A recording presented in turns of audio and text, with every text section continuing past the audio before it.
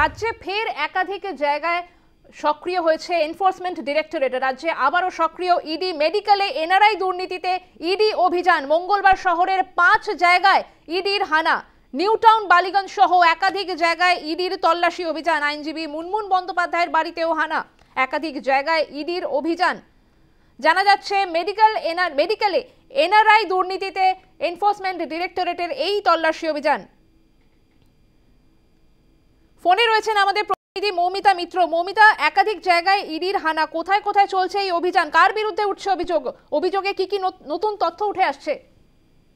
একেবারে সোনালী, দেখো, ইডি সূত্রে যেটা জানা গিয়েছে যে নিউটাউন, বালিগঞ্জ সহ একাধিক জায়গায় এই মুহূর্তে এনফোর্সমেন্ট ডিরেক্টরেটের তরফ থেকে তল্লাশি অভিযান চলছে। 6 নম্বর তারক দত্ত রোড, সেখানে আইনজীবী মুনমুন বন্দ্যোপাধ্যায়ের বাড়িতে ইডি হানা দিয়েছে এবং তার পাশাপাশি যেটা খবর পাওয়া যাচ্ছে যে একই রকম ভাবে আরো একটি জায়গায় বালিগঞ্জে 84 নম্বর রাজা বসন্ত রায় রোড, সেখানে ইন্দ্রাণী ঘোষ, যিনি যে সল্টলেকের যে কেপিসি মেডিকেল কলেজ রয়েছে সেখানকার একজন উচ্চপদস্থ আধিকারিক হিসেবে কর্মরত ছিলেন, তার বাড়িতেও তল্লাশি অভিযান চলছে।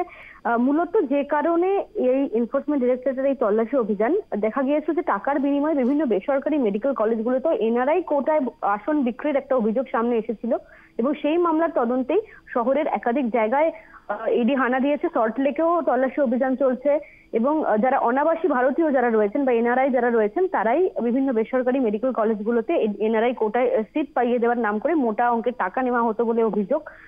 এর আগেও আমরা দেখেছিলাম যে বিভিন্ন জায়গায় তল্লাশি অভিযান করা হয়।